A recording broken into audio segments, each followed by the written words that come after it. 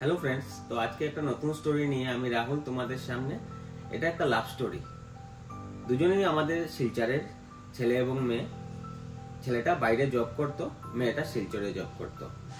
তো হঠাৎ একদিন ফেসবুকে ছেলেটা মেয়েটাকে দেখতে পায়, দেখে ফ্রেন্ড রিকোয়েস্ট পাঠায়। এরপরে ওদের হাই হ্যালো শুরু হয়, কথা বলতে বলতে অনেক দিন হয়ে গেছে। আস্তে আস্তে ওদের ভালোবাসায় পরিণতি হয়। তো একদিন হঠাৎ মেয়েটা জিদ করলো যে ছেলেটাকে দেখবে ভিডিও কলে। ছেলেটা বললো আর 1 মাস আছে ঘরে আসার, তো আমি আসার পরেই না হয় দেখো, এটা একটা সারপ্রাইজ।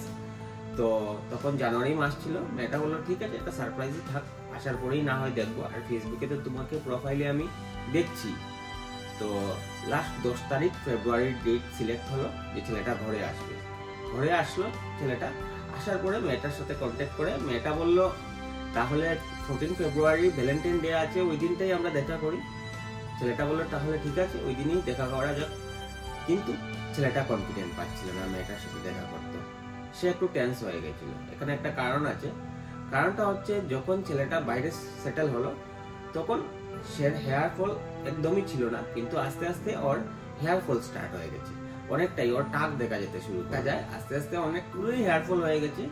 ও বুঝতে পারলো ওকে একটু এইজেড লাগছে, কিন্তু সে কি করবে, এটার কোনো প্রপার সলিউশন পাচ্ছে না। আর দুদিন পরে ওর ফার্স্ট মিট, কিভাবে মেয়েটা রিয়েক্ট করবে ওকে দেখে, সে নিয়ে সে একটু নার্ভাস হয়ে গেছিল। পরের দিনকে সে ওর বন্ধুর সঙ্গে বিষয়টা নিয়ে আলাপ করে। সে বন্ধুটা বললো এটা টেনশনের কোনো কারণই নাই, আমাদের শিলচরে গোলদিঘি মলে একটা হেয়ার উইভিং সেন্টার আছে, বি স্টাইলিস্ট বলে, এখানে চলো। যাওয়ার পরে ওরা নাকি হেয়ার ফলের সলিউশন করে দেয়, 1 ঘন্টায় ওদের কাজ হয়ে যায়। তো কি করলো, পরের দিনকে ছেলেটা আমাদের সেন্টারে নিয়ে আসলো। আমরা দেখলাম ওর হেয়ার স্টাইলটা একদমই খারাপ হয়ে গেছিল, কোনো স্টাইলই করতে পারছিল না। পরে আমরা একটা নতুন হেয়ার প্যাচ ওকে লাগিয়ে দিই। আর ওর ফেস হিসাবে ওর যে পুরনো হেয়ার স্টাইল ছিল সেইভাবেই আমরা ওকে একটা ভালো হেয়ার স্টাইল দিই। ছেলেটা নিজেই দেখে আশ্চর্য হয়ে গেছিল যে এত সুন্দর লুক আসতে পারে। তারপরে সে নিজেই দেখলো মিররের মধ্যে যে হেয়ার স্টাইল করার পরে আমরা যে হেয়ার স্টাইলটা ওকে দিয়েছি খুব সুন্দর লেগেছে। ওর আগের যে ফেসবুকে বা ওর আগের ফটোগুলোই যে হেয়ার স্টাইল ছিল তার থেকেও বেটার লুক এসেছে হেয়ার প্যাচ লাগিয়ে।